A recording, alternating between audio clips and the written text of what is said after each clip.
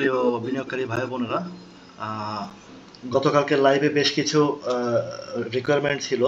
তো লাইভের সময় অনেক কিছু দেখাতে পারিনি, তো যেগুলো দেখাতে পারিনি সেগুলো আমি আপনাদের অনুরোধের যে 8টি আইটেম আমি নোট করে রেখেছি। এক নম্বরে হচ্ছে AFC agro, DBH, BPML, An polymer, fortune, Sonali Aansh, Sonali paper, what a chemical. এই 8টি আইটেম নিয়ে এখন আপনাদের সাথে আলোচনা করব। আমি দ্রুতই চলে যাই, বেশি লং করব না। সর্বপ্রথমে দেখব এএফসি অ্যাগ্রোটা।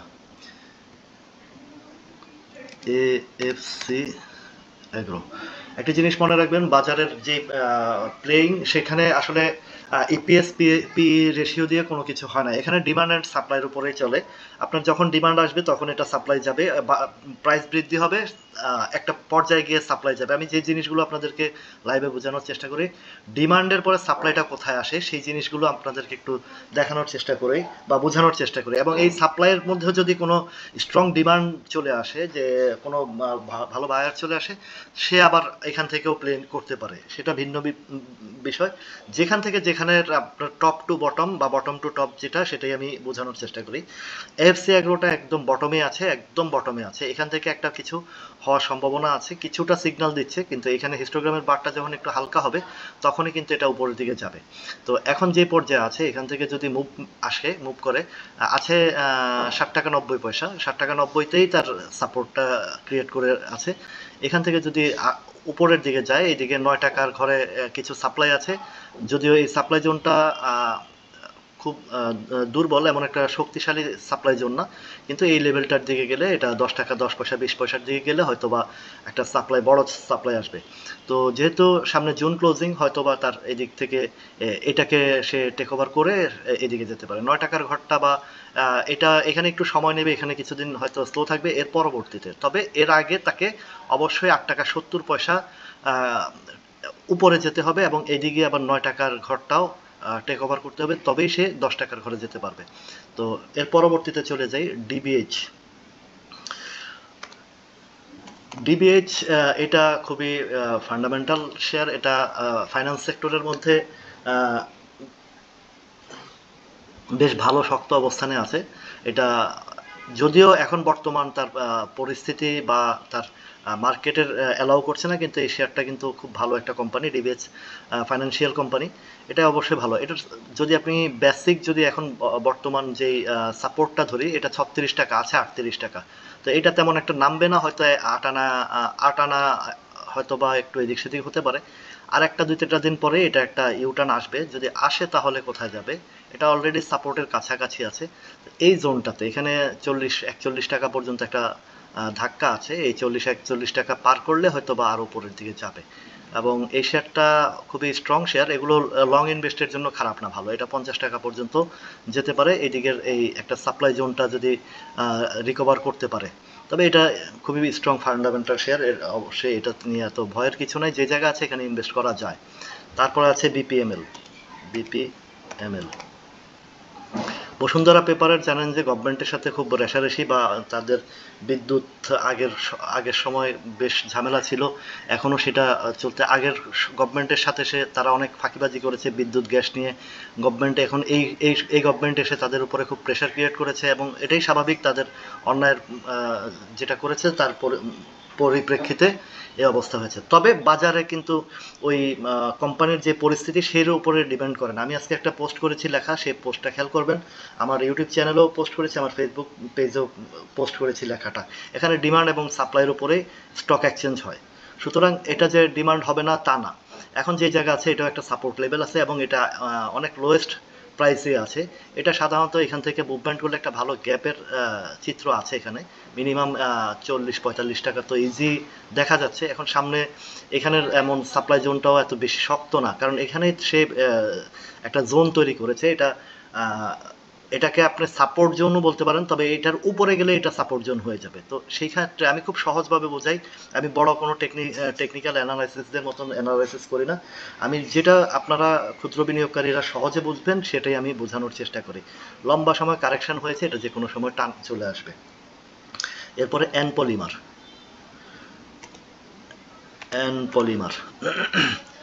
তো আমার পেজেও দেখলাম যে দুই একজন পণ্ডিত খুব পণ্ডিত চলে আসছে এখানে। আমি এটা কিভাবে অ্যানালাইসিস করি, এটা কোনো কিছু হইলো, এই ধরনের কথাবার্তা বলে।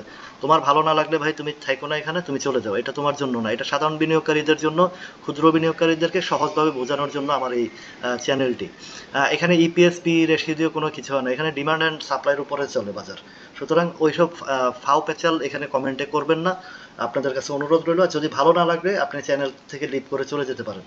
তো এখানে এন পলিমার যেটা আছে, এন পলিমারটাও ডাউন ট্রেন্ডে আছে, এখনো পর্যন্ত ফুল সিগন্যাল আসেনি, ফুল সিগন্যাল আসার পরে বোঝা যাবে সে কোথায় কি হবে। তবে সাপোর্ট জোনটা আপনাদেরকে বলে দিই 29 টাকা 30 পয়সার দিকে সাপোর্ট জোন আছে। আর উপরের দিকে যদি যায় এন পলিমার এই দিকে যদি যায় হয়তো বা এই রেঞ্জটাতে হয়তো 34-35 টাকার দিকে যেতে পারে। এরপরে আসছে ফরচুন শুজ। ফরচুন শুজের আপনারা জানেন যে এটাও একটা সময় খুব গেম হয়েছে গত গভর্নমেন্টের আমলে, তাও এই 17-18 টাকা থেকে প্রায় 200-250 টাকার দিকে নিয়ে গেছিল। এটা গেমলিং হয়েছে, জুয়া খেলছে তারা, পয়সা কামায় নিয়ে গেছে। তো ওই টাইমেও এই যে বললাম যে ডিমান্ড অ্যান্ড সাপ্লাই, তো এখন ওর পরে ওরা যাওয়ার পরে এটার ফুল ডাউনে চলে আসছে। এখন যে লেভেলটা আছে এটা একদম বটমেই, এবং এটা বটম বলতে এবার লোয়েস্ট, এইগুলা যেগুলা ওই ক্রাশের সময় হয়েছে। এখন সমস্যা হচ্ছে গিয়ে এটার এই লেভেলটাতে প্রচুর সাপ্লাই জোন, এই 16-17 টাকার ঘরটাতে লম্বা দেখছেন, এই জায়গা থেকে বের হয়ে না আসা পর্যন্ত মিনিমাম তাকে এই সব লেভেলে 20 টাকার উপরে ক্লোজ না দিলে সে উপরের দিকে যেতে পারবে না। এটা হচ্ছে 20 টাকার উপরে ক্লোজ আসলে এটার অনেক দূরের খেলা আছে, কিন্তু অবশ্যই অবশ্যই তাকে এই লেভেলটাকে পার করে এই দিকে 20 টাকার উপরে তাকে ক্লোজ রাখতে হবে, তবেই সে উপরে বড় রানের জন্য তৈরি হতে পারবে। বাট এই মুহূর্তে এইদিকে আপনি যদি হায়েস্ট ধরেন 18.50-50 বা এই 18.50-80 এই পর্যন্ত আপাতত ধরতে পারেন, এর উপরে বর্তমান রেঞ্জ অনুযায়ী এর উপরে যাওয়া সম্ভব না। গাঁজাখড়ি গল্প বলে লাভ নাই, যেটা ওই অন্যান্যদের মতন 3 গুণ 5 গুণ 7 গুণ স্বপ্ন দেখবেন, আপনার লাইফটা স্বপ্নের মতন থাকবে। সোনালী আঁশ, সোনালী আঁশ সোনালী পেপার দুইটাই আছে। সোনালী আঁশ এখানে সাপ্লাই যাচ্ছে, এটা স্পষ্ট একটা ক্লিয়ার ধারণা দিচ্ছে।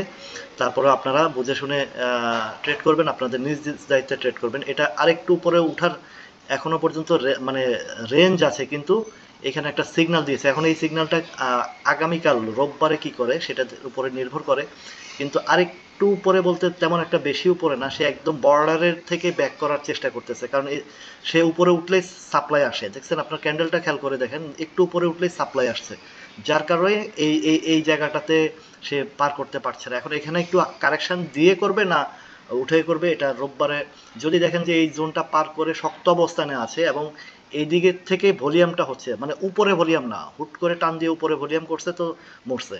আর যদি এখান থেকে সে একদম শুরু থেকে যদি ধীরে ধীরে ভলিউম করে উপরের দিকে যায় তাহলে একটা সম্ভাবনা আছে, আর না হয় এখানে আপাতত স্টপ, পরবর্তীতে তারপরে উপরে বেশি একটা জোর পাবে না, এদিকে আরো আরো উপরে আরো বেশি আছে, আবার এদিকে আরএসআইটাও হাই আছে। তো সবকিছু চিন্তা ভাবনা করে আপনারা ডিসিশন নেবেন। এরপরে হচ্ছে সোনালী পেপার। সোনালী পেপারটা দেখি, সোনালী পেপারটাও সেম জিনিস, একই একই কার্যক্রমে আছে। আরএসআই 82 খুব হাই, এখানে অলরেডি সেল গেছে, এটা একদম ক্লিয়ার ধারণা দিচ্ছে এটা নিচে আসবে, এটাতে আর কোনো সন্দেহ নাই। আর সোনালী পেপারটা ক্লিয়ার ধারণা দিচ্ছে, এটাতে আর কোনো সন্দেহ নাই। এরপরে আসেন ওয়াটা কেমিক্যাল। এই ওয়াটা কেমিক্যালটা একটু ইম্পর্টেন্ট, এটা এই পর্যন্ত আলোচনা হয়নি, গতকাল লাইভেও একটু আলোচনা হয়েছিল।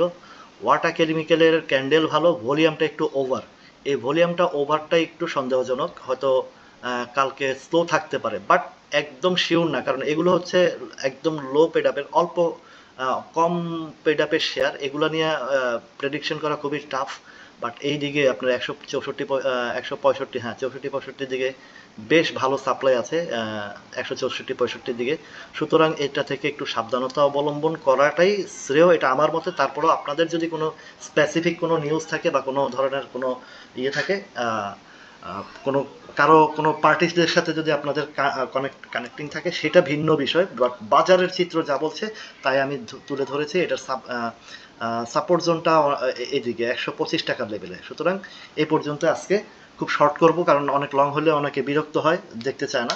তো আমার এই চ্যানেলে যে যারা আছেন তারা বাজারের উপরে যা কিছু চলছে তার উপরে আমি বিশ্লেষণ করি। এখানে কোনো ইপিএসপির কোনো রেশিওর হিসাব নাই। এখানে বাজার যখন যেটা সাপ্লাই এবং ডিমান্ড হচ্ছে সেটার উপরেই আমি আপনাদের সাথে আলোচনা করি। ধন্যবাদ, সবাই ভালো থাকবেন।